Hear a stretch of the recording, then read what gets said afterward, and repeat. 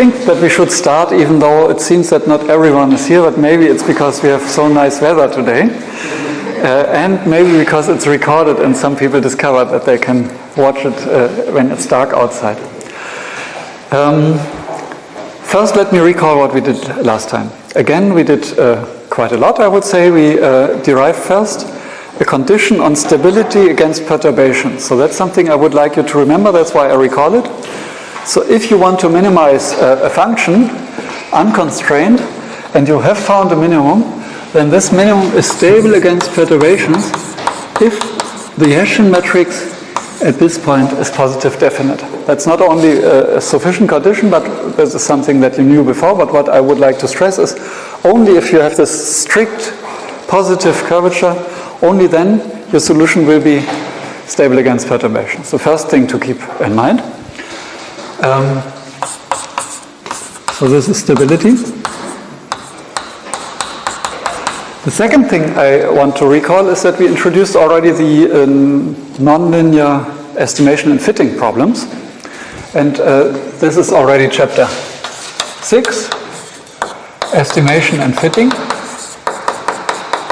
And the general framework of these models is that we have some measurement data that I will denote eta. Eta is a vector of data that we measured. We have a model that I call M of x.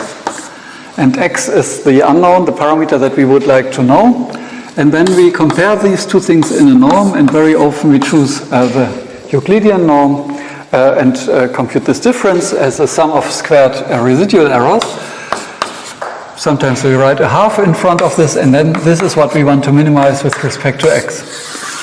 And so this is a typical estimation of fitting problem. So that's what we will get from people that do statistics or that do modeling and system identification. They formulate these problems, and then we, in this lecture, are concerned with solving them and how to get solutions to these problems. And what we want to do today is recall a few concepts from linear estimation, and then we will go into nonlinear estimation. Before I start, are there questions regarding last lecture? Or remarks? No. Ideas? Criticism? No. Okay, everything is nice. Then I suggest that we start with a new start, which is section 6.1. And this is about linear least squares.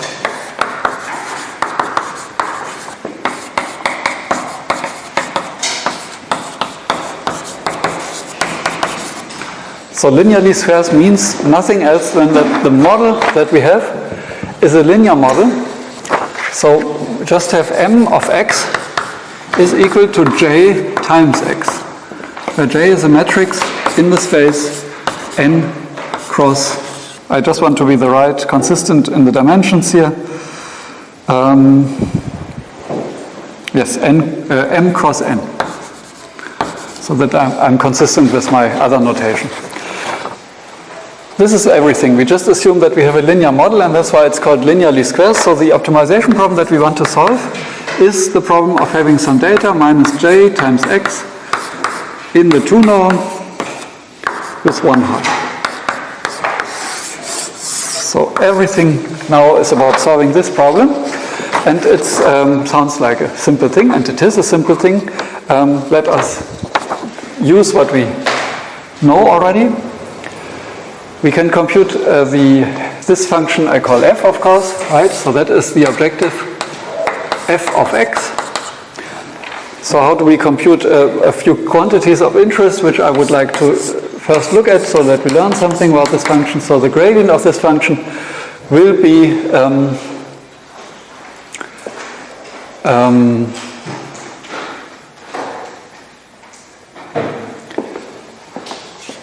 J transpose Jx minus J transpose eta.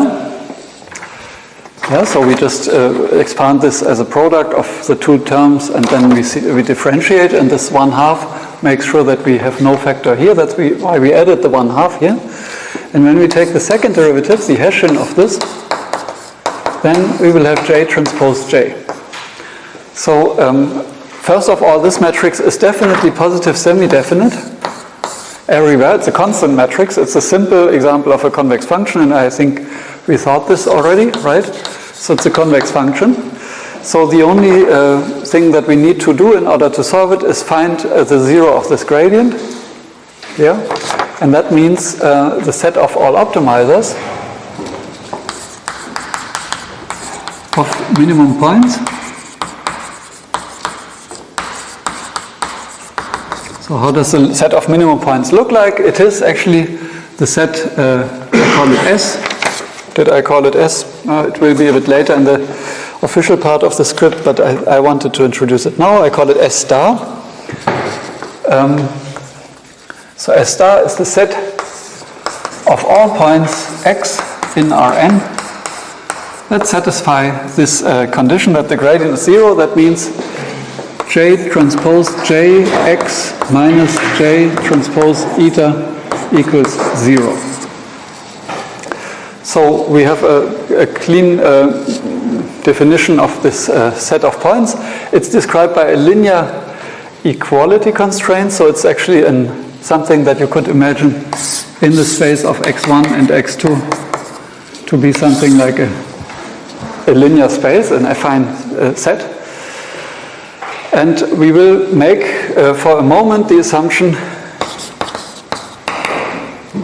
that J transpose J is strictly positive definite. That means that we have exactly this nice and beneficial property, namely its second derivative is positive, and because it's constant everywhere, it will also be the second order, the second derivative at the optimum point, right? And that will mean that we get a unique and stable minimizer.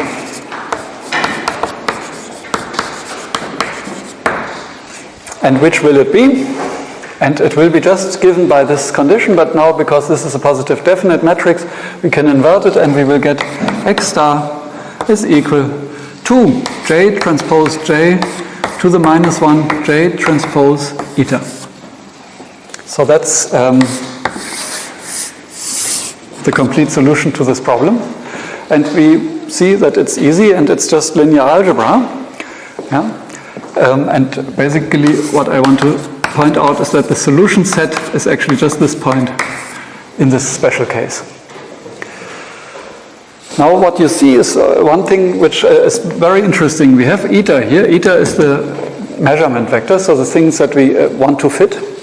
X are the parameters that we wanted to find. And what we see is that when we get different measurements, we will get different parameters, but it's a linear map. So from your measurements, there's a linear map to your parameters, which is a very interesting thing. And what is a linear map? A linear map is something that we can always represent by a matrix. And so this is a matrix, of course. And so this matrix we can give a name because it's appearing quite often. And we give it the name and we call it J+. And this thing is called a pseudo-inverse. And the pseudo-inverse is the main topic of today's lecture, actually. Not this one only, but a more general form of it. So what is this pseudo-inverse? What does it map from? Right? So we had at the beginning, I said J is consisting of m rows and n columns. N was always the dimension of our space in which we optimize. So that's the dimension of x. M is the dimension of eta. So what is J+? Which dimensions does it have? It maps from the eta space to the x space, so it maps just the other way around. So its output dimension is n, and the input dimension is m. No? So it's the transpose. It has the same dimension as the transpose. Actually, that's clear. This is a square matrix. This is a transposed matrix, so that's logical. This pseudo-inverse is a quite interesting object. So it gives us the direct solution, and I will come back to this pseudo-inverse a bit later. But at the moment, I want to start with a very, very simple example so that we get a small feeling of how easy and useful estimation can be in this context. So let's just make the simplest estimation problem that you can imagine. We want to minimize the sum k equal 1 to m, some measurements that we want to fit to a parameter, and we square it. Sorry, this is k, or yeah, I call it k, and then here I use the notation from a different lecture. Sorry. So this is the optimization problem I would like to solve. I should say I'm in a very happy situation today that I have 2 lectures on nearly the same topic on the same day. So that might, so it's like 2 lectures which have one, sometimes they touch a bit, but then they detouch again. And so this was, this morning we talked about similar things in modeling and system identification. But anyway, that's why sometimes an x might be called a theta. Don't worry. And this y is actually, this is so crazy. I need to adapt both scripts, right? So this is an eta, and that is x. So what we have here is a very simple quadratic function. It's the sum of lots of quadratic terms. Basically, we have all these terms which are for each single measurement. Yeah, so if this is x, then for one measurement, we have this curve function for measurement y1, and then for another measurement, we would have this function. And we add them all together, and you might guess this is also a quadratic function, and it has a unique minimum, and so on.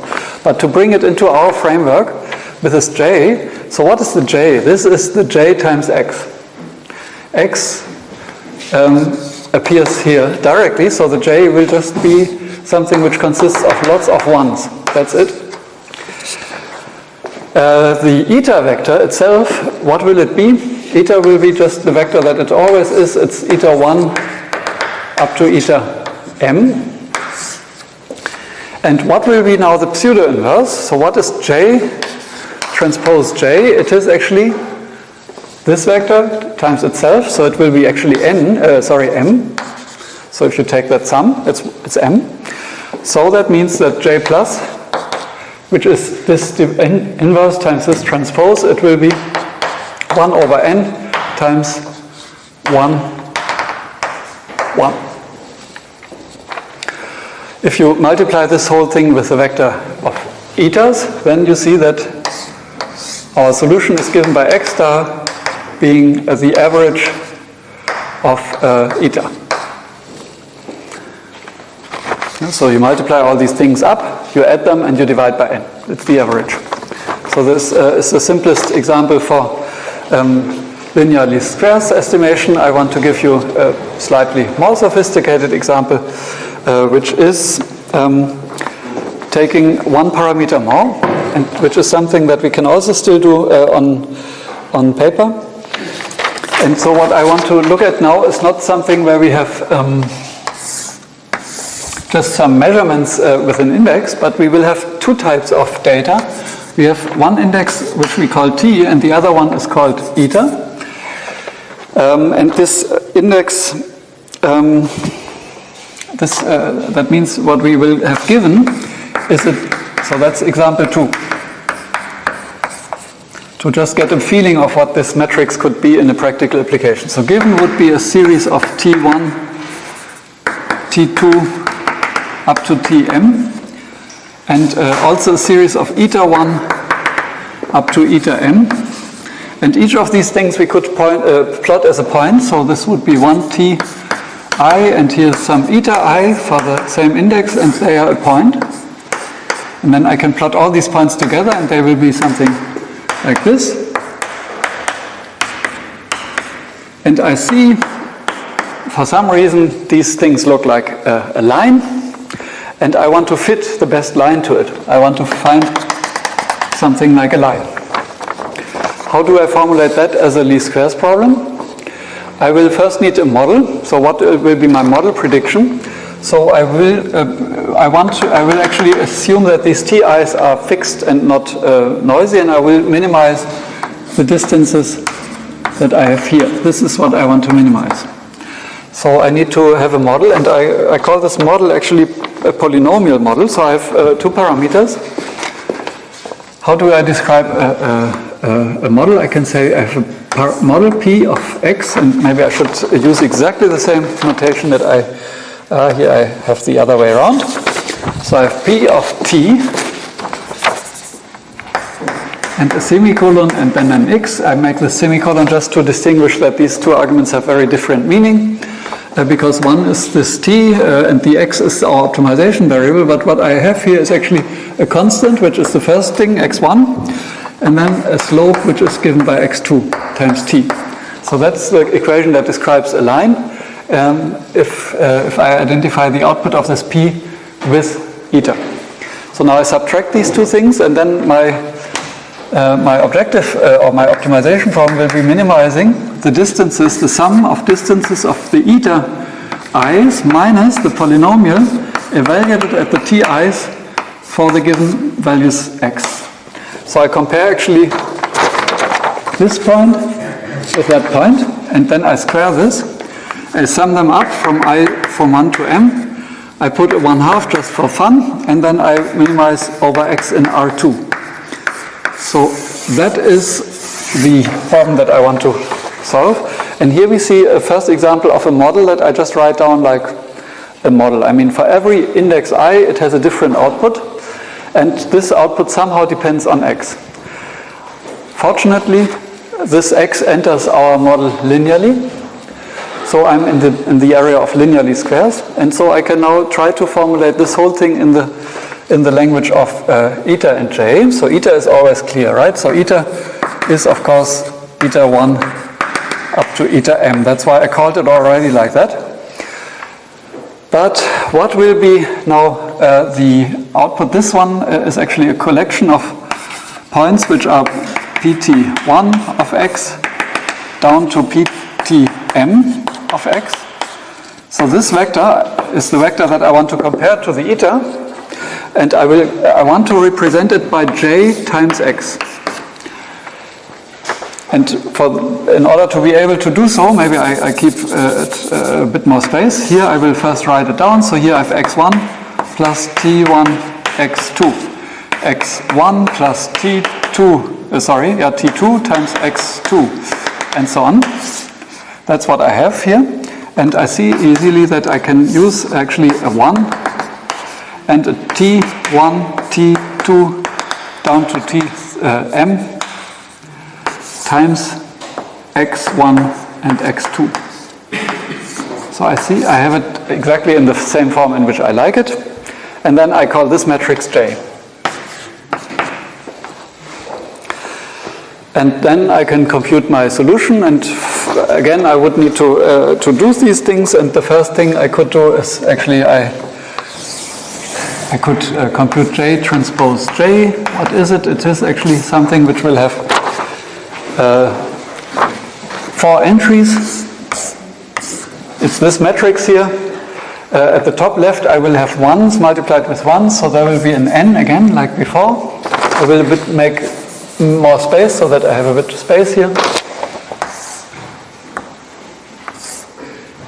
And at the bottom entry I will have the t's multiplied with themselves, so it's actually t I squared over I from 1 to m. And here I will have the sum of all the t i's, and here I will have the sum of all the t i's. I think that should be the result here. Of course, I could now compute the inverse, but I don't want to do it. But I just want to say that the J pseudo-inverse is given, of course, by J transpose J to the minus 1 J transpose. And you can, invert this matrix and then multiply it with the transpose of this matrix. So I will just do it. So I have this matrix with an inverse. I don't want to compute it. But then I have the J transpose here, which is just 1, and then T1 to Tm, and that's the linear map that I have to apply to my measurements eta, and then I get the values of x1 and x2. I will not do the computations like we do in the script, because it's just not necessary. Maybe the result I will just explain to you. So the interesting thing is that the polynomial at the end with the optimal parameters x star, which are the solution, they can be given in this specific case. If you do all the computations, you can actually say they are nothing else than the average of all the etas plus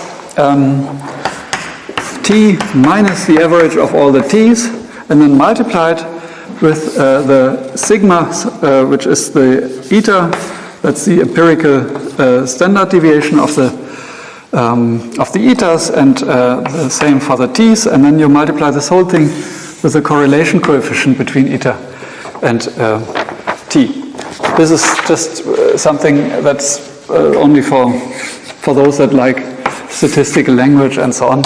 So you get quite an intuitive meaning. So you actually compute the mean of your etas, that is somewhere here, right? So the average of the etas will be here, the average of the t's will be here, and then it's a linear map which has this eta hat and t hat as a center point, so here, and then it has a slope which depends on the two standard deviations and on the correlation. If the correlation is 0, it means there is no slope. That would be 0 correlation, and there could be more correlation. Okay, this is one example. A second example, and a third example I don't want to do, but I just want to give it to you because I want to point out that linear least squares is much more general than it seems. What we do here is actually we fit a line to it, and line sounds like linear, but it's actually not this linearity which matters. We could also have a polynomial that we want to fit a higher order polynomial. So example 3 could be a quintic polynomial. Yeah, just to give a polynomial fit. Yeah, so you have maybe lots of data. It's the same t and eta diagram, but somehow your curve looks like and of course noisy. Yeah? And you want to fit now a nice curved polynomial to it, and then you just make your model polynomial of t of x, and what it will be is actually it will contain a constant term, it will contain a linear term, it will contain a quadratic term, it will contain a cubic term, it will contain sorry, here I forgot, plus x4 times t to the 3 and then t to the 4, and the last one is actually t to the 5 with an x6 parameter, and I just counted the parameters upwards, x1, x2, x3, x4, x5, x6. These are the coefficients, and then you would immediately have a linear matrix like the J here, where your J would then look like, how would the J look like? It would have a 1s here, it would have t1 up to tm here, and then it would have t1 squared up to tm squared, and then t3, and so on. So it will consist of lots of columns, but then each of these columns is multiplied with just one of these parameters, and then you compare that to the etas, and you can apply the same mechanism. Actually, it's linear, convex, everything just linear algebra, and you fit with just a few lines of code a very complicated polynomial to your data. So it's a very powerful tool, I would say, least squares, linear least squares.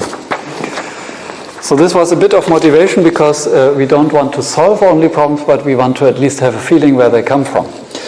But let's come now to one more complicated issue, and I come back to this problem that I discussed at the beginning. What happens now if we don't make this crucial assumption that we have J transpose J being positive definite? Yeah? So if it's not positive definite, I said there is a whole solution landscape. It's actually related to this illustration that you could think of an optimization landscape which has a whole set of minimizers. In the linear quadratic case, this objective function can look like this. So it will be curved in some directions and it will be flat in some other directions, and the minimizers will be here at the bottom of this quadratic function. So this is actually exactly how you should imagine it, right? It's a curved, nice, smooth thing, but it has a non-unique set of minimizers at the bottom. Yeah, they are all flat and equal. And so the question is what we do then. And that's the topic of the next section. So what we do when we have a so-called ill-posed problem.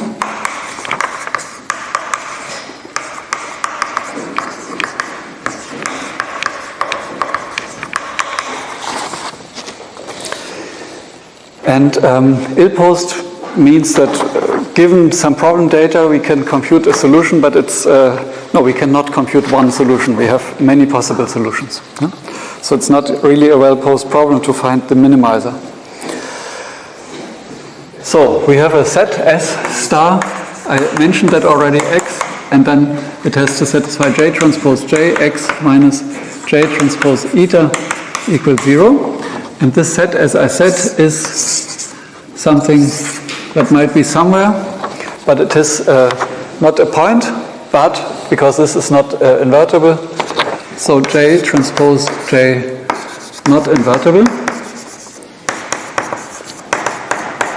Not invertible means it must have a 0 eigenvalue, because it cannot have negative eigenvalues or something. But I mean, not invertible anyway means it has, it must have a 0 eigenvalue. But because it's a positive semi-definite matrix by definition, it's J transpose J, it can only have the situation that it has this ridge. This is exactly how you should imagine it. That's what linear least squares has if it's undetermined. Then it has a ridge, and here is how you should imagine it. Okay. So what can you do? And what do people do? And here in this course, we will actually not say this is a wrong problem, you should reformulate it. That's what would be the real answer if someone comes up with an estimation problem like this. It's just not a well-posed problem, so you should think again and formulate a better problem, and then I solve it for you. That would be the lazy answer for us, right? For optimizers. But now we want to solve all problems that all people have, and so then what we could say is, if you insist on asking me to find the optimum of that of this optimization problem, even though your matrix is not invertible, then I will give you some solution, and then maybe I give you a solution which I think makes sense. And why don't I take the solution which is closest to 0? Of all the possible solutions, I give you the one which is here, the one that's closest to 0, just to have something, and then you are happy. The other guy, or the one who asked. And that's actually what you want to do, solution. So we have to work, but the problem formulation people can be lazy. They just get a solution even though they formulate a bad problem.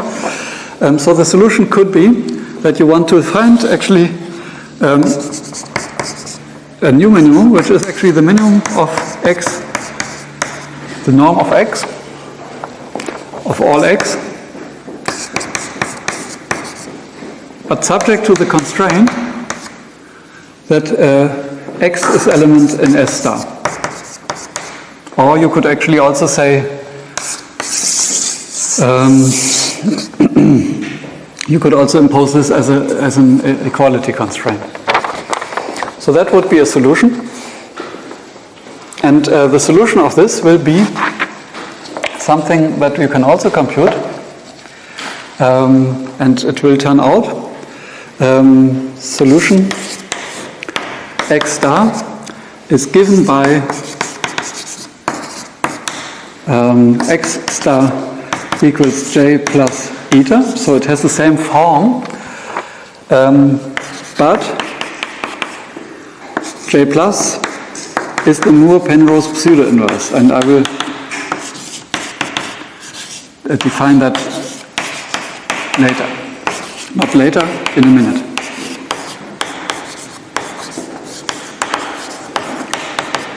And I deliberately use the same symbol here, j plus, and here also we use j plus, because it's the same thing.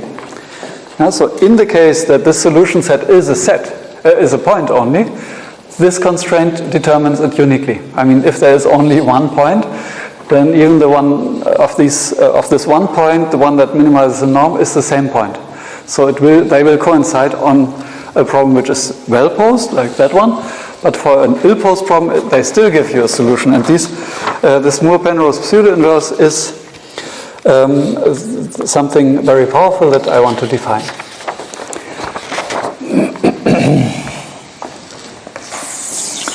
And it is based on some technology that you might have heard of or you might not have heard of, which is called singular value decomposition.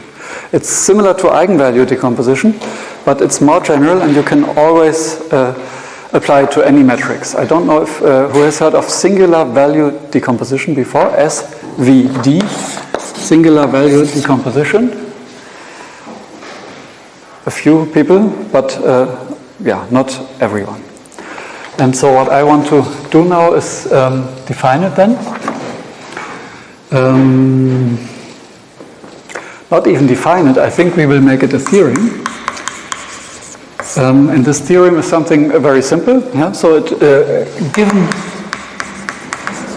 any matrix, yeah, A element, and I call it M cross N already, yeah? There exist three matrices,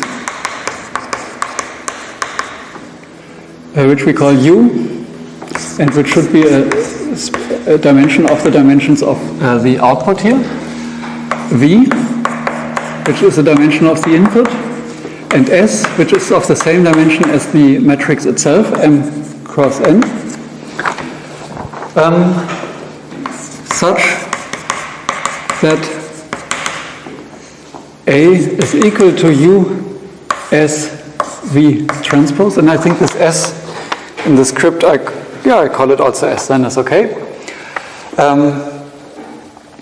And of course there's something more. This would be trivial, right? So you could take a unit matrix here and there, and then S is the same matrix. That would be too trivial, right? With U transpose U, the unit matrix, V transpose V, the unit matrix. So they are both actually orthogonal. And S being a matrix which has some entries on the diagonal which we call sigma 1 up to sigma r, and then a few zeros maybe, and still more zeros because we might not have a square matrix, and zeros everywhere apart from these, with sigma 1 bigger than sigma 2 or bigger equal sigma r, bigger equal 0. So it's a very, very structured matrix. It has actually only positive real numbers on the diagonal or zeros, and they are sorted. So the big ones first and then the smaller ones until you get 0. And R is the rank of the matrix A. So what it means is that every matrix that you have, whenever someone gives you a matrix, whatever dimension, whatever the values, it's just a matrix with real numbers in it, you can find, and there exist algorithms to these, which are called singular value decomposition.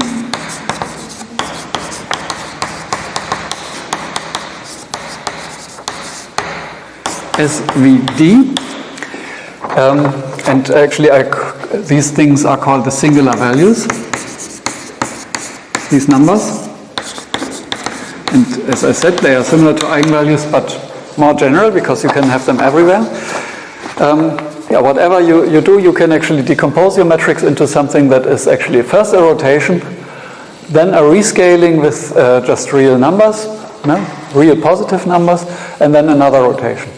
It's a very funny thing. Huh? So someone gives you a linear map from a space into another space, which is described by matrix A, and then this theorem says what you first need to do is just turn your input space, turn it a bit, orthogonal, just turning. Then you scale the axes, basically make some axes smaller, some others even smaller or bigger, and some axes we will just scale with 0. Yeah?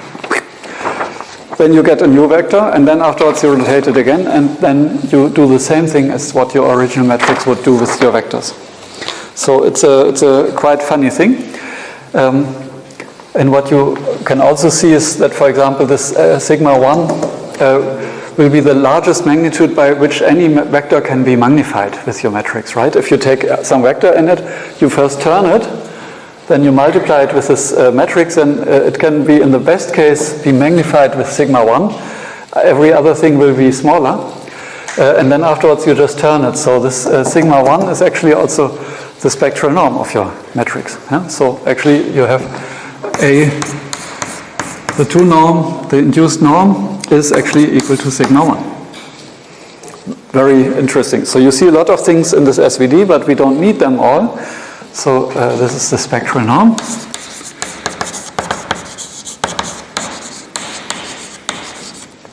It's also not needed. The only thing that we need is that this thing exists, that it can be computed, and in MATLAB you can just call a command SVD of a matrix and it will spit you out these three matrices. And we can use it now to define the pseudo-inverse, and based on this definition I can actually define the Moore-Penrose pseudo-inverse as follows. I will just say, so the Moore-Penrose pseudo-inverse, right? I don't write it again, I wrote it already.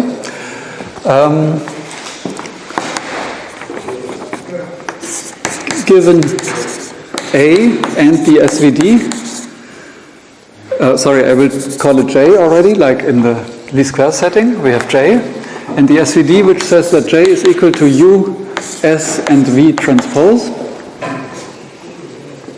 So we take that one, we define the pseudo-inverse J plus to be something which is basically a transposed version of that. So it's V and U transposed, and then something here in the middle which is actually S plus, which I didn't define yet, which I need to define. And S plus is now something that I need to define.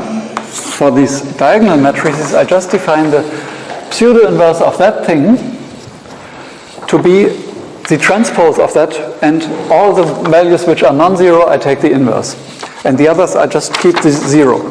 So this matrix will be sigma 1 to the minus 1, sigma r to the minus 1, and then instead of dividing here by 0 and then getting infinity, which I would do if I would try to do this with that formula here, where I have an inverse of a matrix which has 0 eigenvalues, so I could not get this inverse, I will actually just replace these things with 0. And that's a crucial step here. So we actually invert this thing partially, but we don't try to invert it where we can not invert it because it's 0. So these are the definitions of the Moore-Penrose pseudo-inverse. And the interesting thing is that the Moore-Penrose pseudo-inverse solves this problem, which we will show in a minute. But the first thing I want to make sure that we get a bit more familiar with this pseudo-inverse is that we are really making sure that this formula is consistent with our original definition if we would have a non-degenerate matrix. So what does it mean actually, J transpose J being positive definite? What would it mean? It would mean that, and let me just use the singular value decomposition, because I know it exists for every matrix. I can always use it. That's a very useful thing. So every matrix you have, you can always replace by a singular value decomposition. So let's just do it here. So we take the SVD, U, S, V, T. So we have U, S, V, T. And then the transpose of this is U transpose, S transpose, V. And that should be then positive definite. And what we see immediately is that this thing is a unit matrix. And this is an S and this is an S. So what we will get here is V transpose, I mean we have V, and then here we have a matrix which is actually consisting of S1 square down to SR square, and then there will be zeros. And because of S having the same dimension as our original matrix, this will be a matrix of the dimension n by n. So it's this what it says, and you see immediately that this cannot be positive definite if there is some zeros here. Definitely not, because then there would be a vector where this whole thing can have 0 eigenvalues. I mean, here you see actually the eigenvalues immediately. These are the eigenvalues of that matrix here. And we see that these, what we need is that R is equal to n. Means actually rank of J is equal to n. So it must have exactly the same rank as we have columns. And otherwise it cannot be invertible. So if we make this assumption, there is not this part, and this will be actually sigma n. And this is not there. So the rank is actually, it's full. There are no zeros. And in this case, of course, everything simplifies a little bit. In this case, we could actually now just write it down. It's a bit tedious exercise, but I will do it for once. So what will be this expression now? If we have this condition with a rank, then we can actually write it. We will have this inverse, so we can actually directly see what it is. So the inverse of this whole thing will be, because these are orthogonal matrices, it will be V, and then the inverse of these, sigma 1 to the minus 2, sigma n to the minus 2, that's the inverse of that, and then V transpose, so that's what I have here already, and then I need the J transpose, I had it already here, so here I take V, S transpose, and U transpose, and that's it. This is again a unit matrix, this is an S, this was a U, and what I get is V, and here I have now an S transpose multiplied with these entries, and that will give you actually S1 to the minus 1 down to sigma n to the minus 1 and zeros here, and then I have a U transpose. Okay, that's actually my expression now, because I multiply each column of this transposed S matrix, the S matrix we see at the top. If we transpose it, and we multiply it with sigmas to the minus 1, then each of the sigmas, there's 1 to the minus 2, then a minus 1 is surviving. Are you on board? I hope. Good. And what we see is that this is exactly, if you would not have these zeros, it's exactly the definition that we have here for the pseudo-inverse anyway. So in that case, we are happy. It still applies, and we can safely say whenever we have a matrix, we can do the pseudo-inverse, and the pseudo-inverse will, in the case that we have a unique solution and a nice, well-posed problem, it will give us the right thing. And if we don't have, it will give us something else. It will give us something, but which we didn't show yet, that it will give us the solution of this minimum norm problem. So this is something I want to do next. And in order to do so, I want to introduce an auxiliary problem, which is actually helping us. But maybe before we do that, we do a break. We have 10 minutes break, I suggest. Continue. And we stopped, actually, short of proving that this Moore-Penrose pseudo-inverse gives us the solution of this minimum norm, the minimum norm solution among all the possible solutions, right? And in order to go into this direction, I want to make a small detour, and I want to open the next section already, in which we will prove it, and I call it regularization.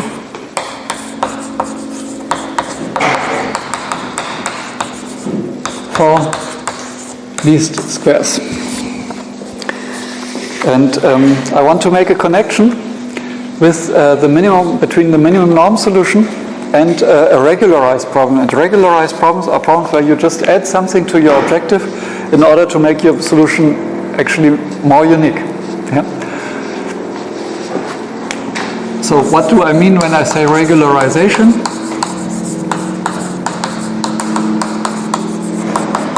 What do I mean? I mean adding something to the objective, adding a nice function to the objective to make solutions unique.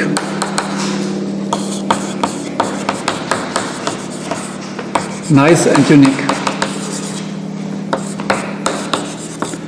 So that's very, very general procedure, and it's done in many, many contexts. So you, in an optimization, very often you just say, let's do this thing. We just say our minimization 1/2 times then the eta minus jx.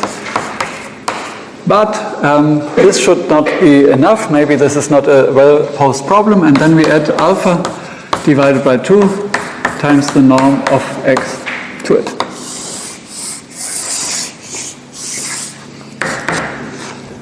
A nice function to the objective to make solutions nice and unique, and it should also be and similar to the original one. So you usually, original problem. So you actually, usually you add a nice and small function. So you will make this thing small, but it will make your optimal solution unique. And why? Because now, obviously, I mean the gradient of this objective function is given by this thing and then the term that we get from here. And if you add up all the terms which contribute to the gradient, then you will have alpha times the unit matrix times x, and then you will get an objective term which will only depend on this, which comes with a minus sign and which will be J transpose eta. And yeah, that's already it. If you take the second derivative, maybe just to do this exercise once, it will be J transpose J plus alpha, the unit matrix, and what you see immediately, it's strictly positive definite. Because we have this alpha, and alpha we should assume to be a positive number here. It's a small positive number. Okay, so it's unique, so we can actually find its unique solution. It's stable against perturbations as this alpha is finite.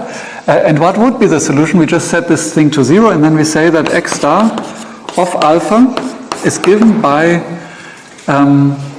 this thing inverted, so we get basically J transpose J plus alpha times a unit matrix to the minus 1 times J transpose times eta.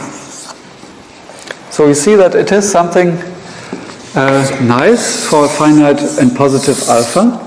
And when the alpha gets smaller and smaller, this inverse might become something different and difficult, and it might even not exist anymore. If the alpha is 0, we see then this expression doesn't make sense. It turns out that the whole expression with this J transpose here still exists. So this limit will exist. But before I compute that limit using the SVD, I want to point out what it will mean.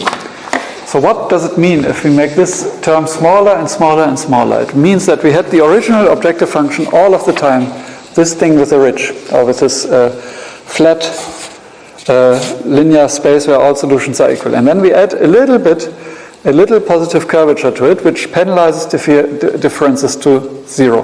That means actually that we will somehow change the whole landscape, but we change it very little for the points where we have small norm, and we probably change it more when we are far away from this. But then we make this alpha smaller and smaller and smaller, so we don't change anything here in this neighborhood.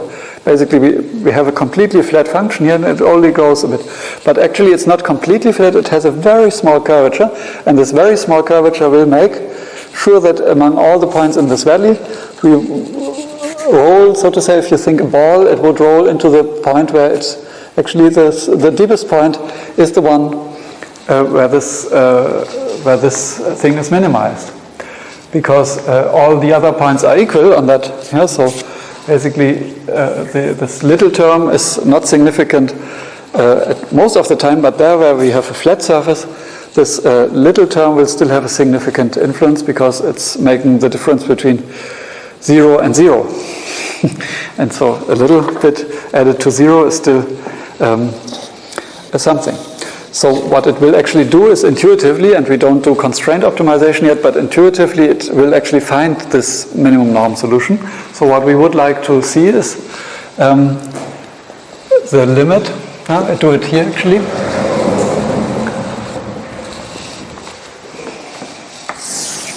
So what is the limit of x star of alpha for alpha positive and alpha going to 0? What is it? And actually the eta will not change.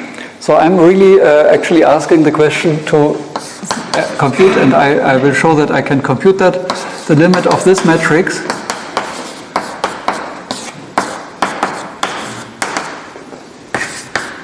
alpha going to 0, alpha being positive.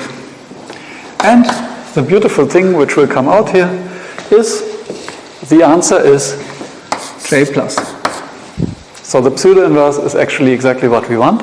And to prove that, so and if we have that, then this will be, of course, j plus eta. So then we have the answer.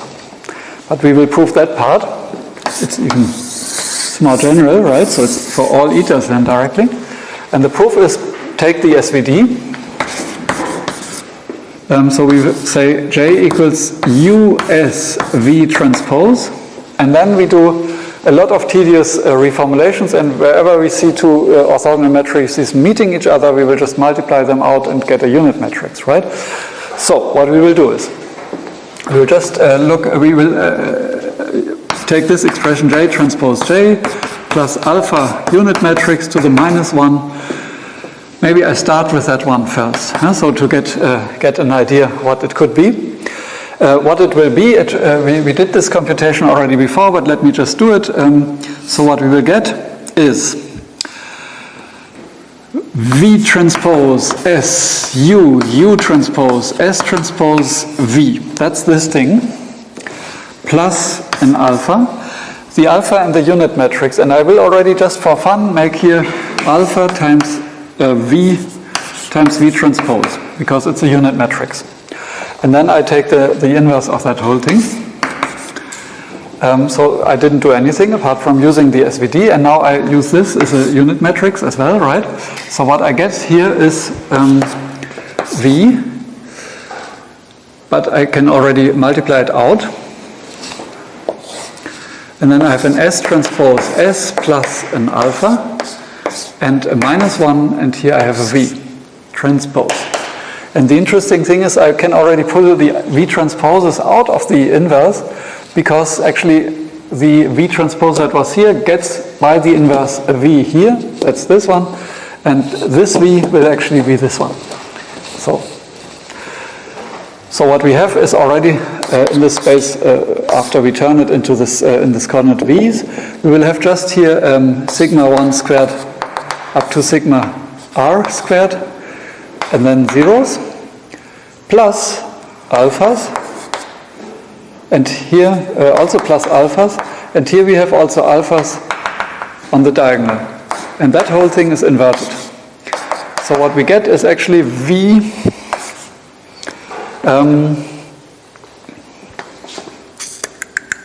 and here on the diagonal we get 1 over sigma 1 squared plus alpha up to the last one, sigma r squared plus alpha, and then here we have 1 over alpha, and so on, V transpose. So we have an expression for that whole thing, and now we need to multiply it with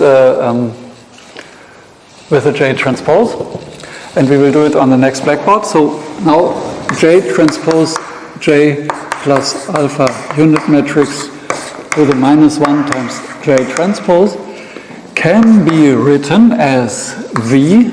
Then we have this expression here. I copy it, 1 over sigma 1 squared plus alpha, 1 over sigma r squared plus alpha, then 1 over alpha up to 1 over alpha.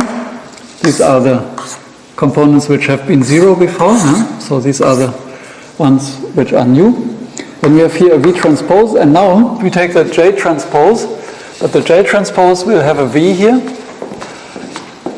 an S transpose, and a U transpose. So that's a V transpose now. This thing again will be cancelled, and that is an S. The S transpose we know already, so what we will get is V, and then this whole thing with S transposes. So what we will get is S sigma 1 divided by sigma 1 squared plus alpha up to sigma r divided by sigma r squared plus alpha, and then here we have 0, because there were zeros in the S transpose, divided by alpha. 0 divided by alpha. Yeah? Yeah, let me first finish so that we have, so here's a U transpose. Now the question? There was something missing in the preference. Here? Down, and there is S transpose S plus alpha, and it's not defined because it's not the same. Okay, sorry. Yeah. This is nasty notation. There should be a unit matrix. Thank you. Yeah.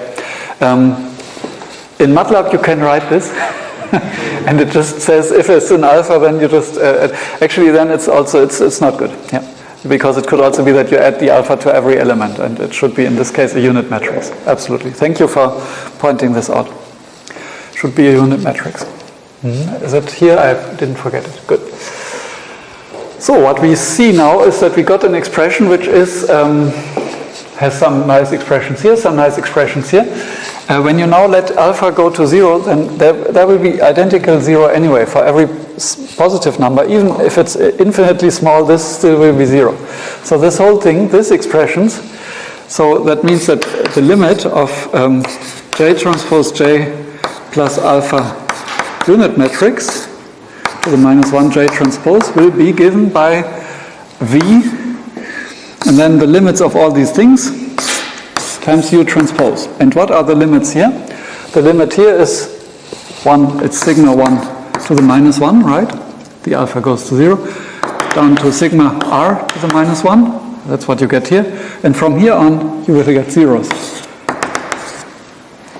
And I forgot actually, because we have a sigma transpose here, maybe it would be better to have a bit more space here. Sorry for not making that earlier. So this is everything that's diagonal, and then there are more zeros added to this matrix because of this S transpose, and I assume that I have more rows than I have columns.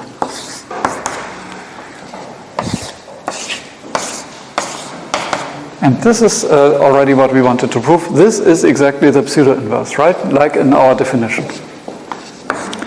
So we have proven that this limit here is actually given by the pseudo-inverse. And that's actually the reason why it's interesting and why people use it. It gives you the minimum norm solution.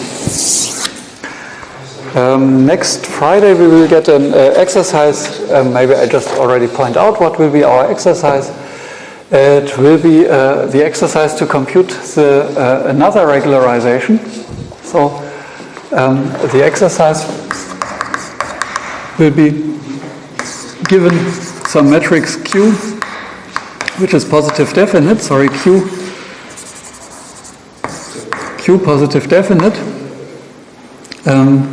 Compute the argument that minimizes 1/2 eta minus jx plus alpha half, and then we take here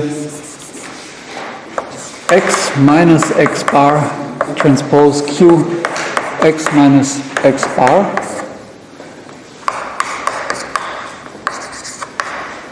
So these are the things that are given. They can be arbitrary. The only thing is that Q is positive. And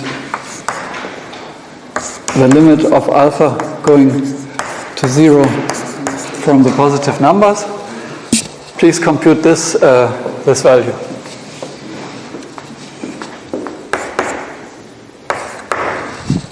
So what we do here is actually we use a slightly more general form of regularization. We take, first of all, not a unit norm, but some other norm defined by this positive definite matrix. And we don't use 0 as 0, but we say it's some other value that we find is the best value that we would like to have. So it's not the minimum norm solution anymore, but it's in a different coordinate system. It would be the minimum norm solution. But I don't say too much about the solution yet, but please try to find out how you can solve this, assuming only that a pseudo-inverse exists, that you can, so to say, use pseudo-inverse, and you can maybe use matrix square roots of some semi-definite, of positive definite matrices. But that's an exercise. It's an exercise. Sheet. We'll find it in sheet. Which sheet will it be? Which number? Sheet 4. Okay. It's maybe a good idea to still do one thing that people in system identification would know about least squares and which will make it easier for you if you talk to people that do formulate these estimation problems, that you have an idea of where they could come from. And I want to give a short, very short, in a nutshell, a statistical derivation of least squares problems. So 6.4 is a statistical derivation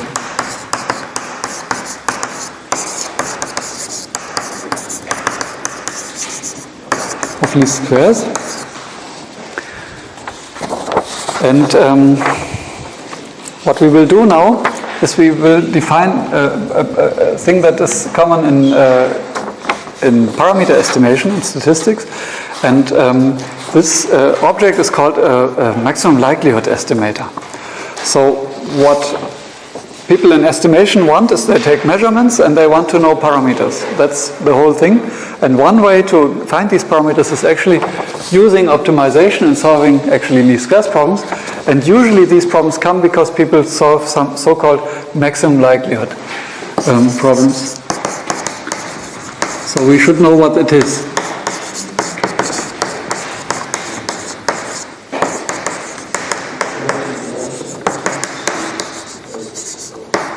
And I will first do it in words, and then I introduce a bit of notation, which I didn't define in this lecture rigorously. So that's a definition. The maximum likelihood estimator is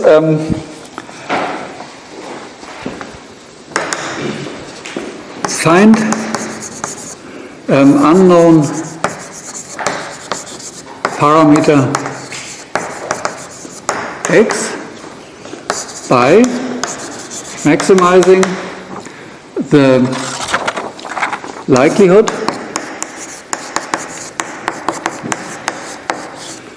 I would say in words maybe we would call it a probability density function.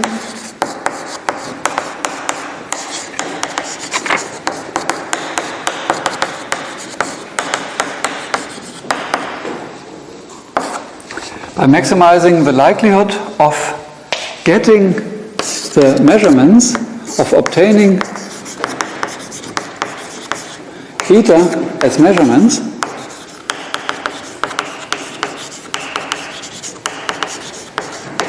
if x would be the true value, true parameter. So it sounds a bit strange. It's the setting where you would say there is a truth, this unknown truth, where we have the parameter x. If you would know x, then you would know actually the probability distribution of noises. And let's assume if someone tells you, actually you just want to measure the height of a person. This person knows its own height, yeah?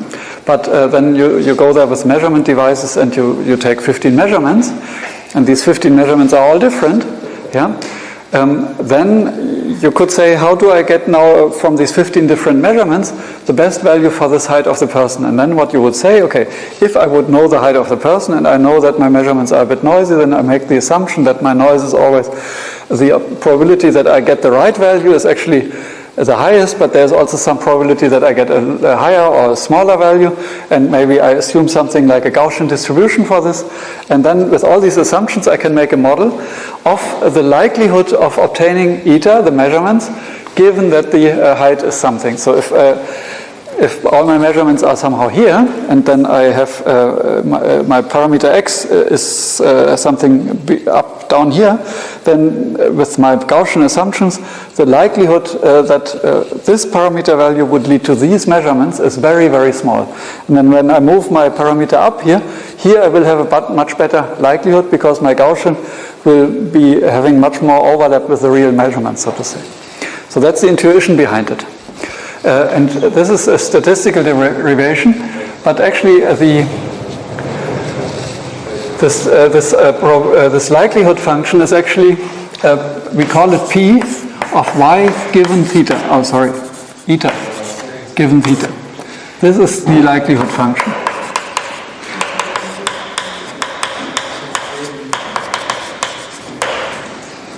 So that's just a name that we give to it. and we assume actually that eta is given by m of theta plus some noise vector, and that the noise vector is consisting of E1 to epsilon m, so a lot of different terms which are all independent. So that means that they are not correlated with each other. It's even more, they are independent. Also, we assume that these epsilons are each distributed according to a Gaussian distribution. So we write it like this, a normal distribution with zero mean and with some covariance, with some variance that we call sigma I squared. So that is the Gaussian. And then what we know already is that the probability of getting some of these measurements, given the theta, is actually given by a Gaussian distribution, namely by 1 over the square root of 2 pi sigma I squared times exponential of minus, and then here we have the eta I minus the model at that point. So here I use the index, I square this and I divide it by sigma I squared. So that's the Gaussian distribution, and that is, so to say, if the parameter value would be x, then this m is the model prediction, but I have noisy measurements, so there's the center of this distribution. If this is eta I, then here is actually the value mi of x, and this is this distribution of getting one measurement. So it has a maximum at the point where we would have perfect fit between the measurement and the model, but because we have the noise, there will be some deviation possible. And now this likelihood function, and that's now the interesting thing. So x maximum likelihood is actually the argument that maximizes over all possible x's this magic function p of eta given x for all measurements together, but because these measurements are independent, the probability of getting all the measurements together is actually the product of the probabilities of all the single measurements. So we can actually write this whole function p of, how do I write it? Actually, maybe I do it here. So p of y given x is given by the product from 1 to m of the likelihood for each of the single measurements, because they are independent. And that would be just the product of all these terms. But what I will now do is actually I will take something which makes my life easier, so I don't have to write so many exponentials and so on. So I will actually take the logarithm of this function, and because the logarithm is a positive monotonous function, it will not change the maximum. And then I actually put a minus sign in front of it, then I need to just minimize. So I say this is the same as arg min of x of minus log of p eta given x. So I didn't change anything, I just changed something here. But now the interesting thing is I take the logarithm of a product of things. So because it's a logarithm of a product, it will be getting a sum. And the thing that I get here is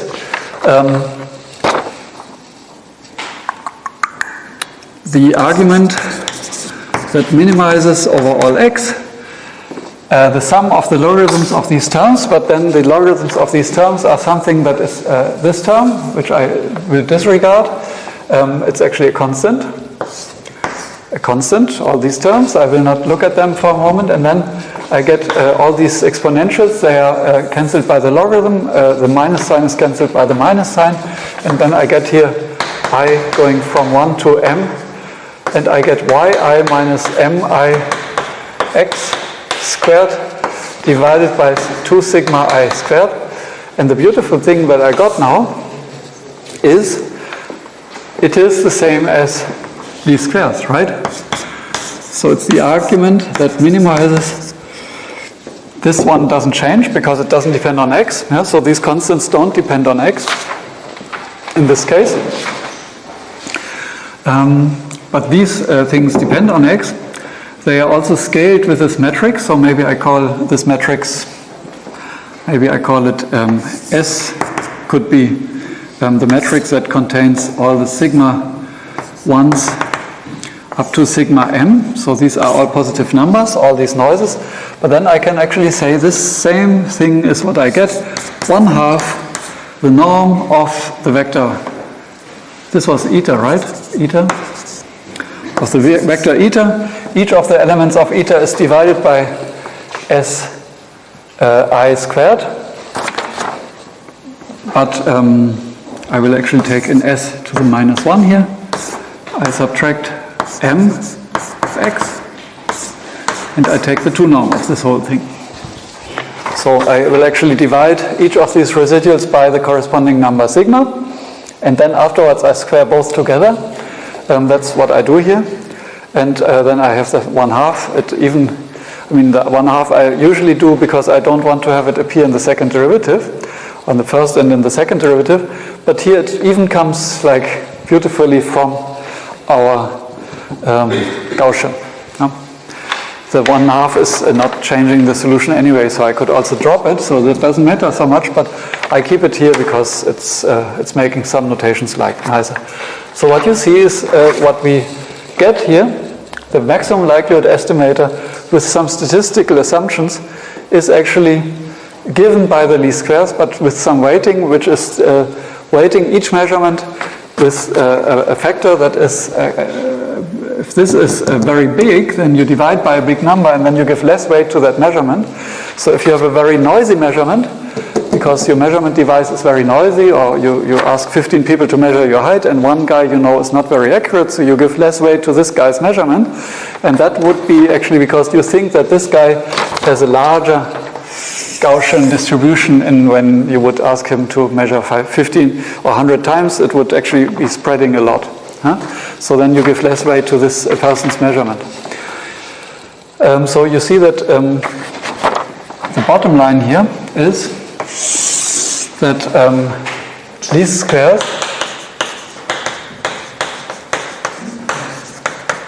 is actually maximum likelihood with Gaussian noise.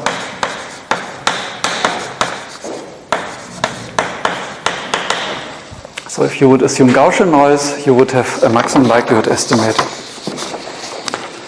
If you have Gaussian noise and you want to write a maximum likelihood estimator, and that's what some people do, then they end up with least squares problems, which can be nonlinear or linear depending on your model. So this was actually for the general nonlinear case. Okay. So that was fast, but I think I want to still push one more thing into your heads, if you agree. Yes, but first you can slow me down by questions. Yes. I think it was a little... Yes. Fast or inaccurate? Tell me. Yeah. Okay. Yeah. You know. All transitions. Okay. I didn't understand if it was multidimensional normal distribution. Yes. Exactly. So eta and theta are both vectors. Yeah. Yeah. And then. And this eta is a number. That's a number, but the theta is still a vector. Yeah, and so, but I select only one component of the M, and I compare it with one measurement only, and then I multiply all these measurements together, so these are these terms again, and they give this joint probability. So it's a bit, yeah. But the beautiful thing is that Gaussian noise will lead to L2 norm estimation. So you have these quadratic things are, when they come in the context of estimation, they are related to Gaussian noise assumptions. And now the interesting thing is, that's the next section, which is related, that's why I want to add it, it's called L1-Estimation. It's just something I want you to know about, and in the next exercise we will also do an example for that. which is a beautiful application of non-trivial inequality constraint optimization in the field of estimation. And so what would be a possibility is actually that you just say, let me formulate a different problem, and I will just say, I want to minimize the mismatch between my measurements and my model predictions, but I penalize the differences with a one norm. Yeah, so I just sum them up with the absolute values. So this would be now my optimization problem. That's what L1 estimation would do. It's called L1 because I take the L1 norm, so it's actually this thing is of course nothing else than the eta vector minus m as a function of x, and then the one norm. Huh? So that is what you could also do instead. And in order to do it, I need to clean a little bit of space. I think I misused so much space on this blackboard with a pseudo-inverse there, right? So.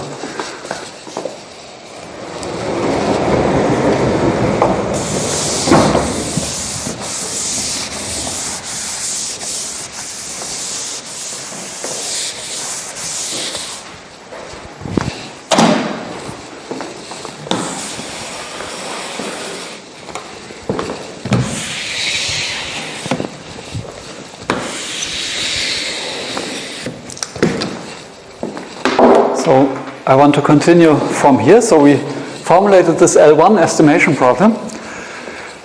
And in order to get a bit of feeling what we want to do, maybe I continue here actually. L1 continued. First question is do you think you could also interpret L1 estimation as a maximum likelihood estimator? So do the inverse between these two things. Yeah, so here we took logarithms and we made from a sum, from a product a sum, but now we have a sum. We could also go the reverse way, take a negative sign, an exponential around it, and then we could go back to something like this, right? And we could. And the only difference will be that this term will be replaced by an absolute value. So L1 estimation is actually the same thing as a maximum likelihood estimator for Laplace noise. So Laplace distribution is the distribution which would say that the probability of obtaining a measurement py given, the parameter value x, did I write theta at some points? Yes, sorry. This is so stupid. This should all be x's.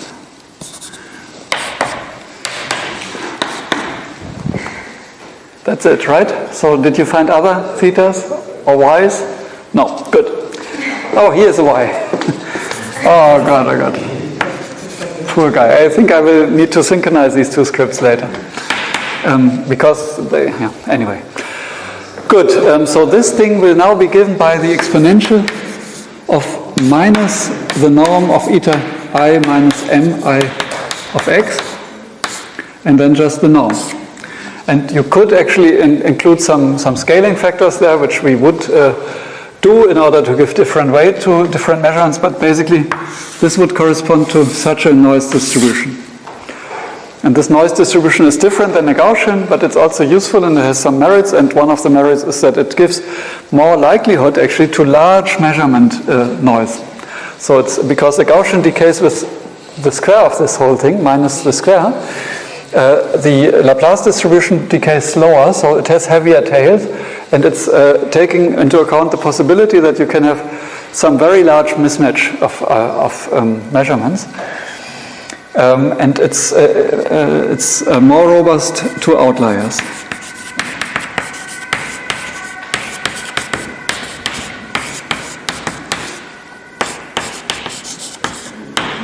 And I want to give you one example to illustrate this more robustness to outliers, but it's the simplest example, the one that we did for least squares at the beginning, namely where you say that your model of x is just given by x. I think in the example before I used theta as well, so don't worry. So model of x is equal to x. and it's all in the real numbers, right? So I will actually formulate this problem, minimize the sum of eta I minus x, and that's it, 1 to m. So that's now my optimization problem, and it's non-smooth, so I cannot use my differentiability things and so on, but here I can use my intuition. And that's what I want to do.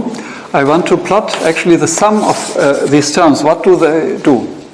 So if this is my objective function f, and this is the value of x, then each of these single terms will actually penalize me and my deviation from it. So if this would be measurement eta 1, for example, then the term that is actually corresponding to that is something that penalizes my deviation from it.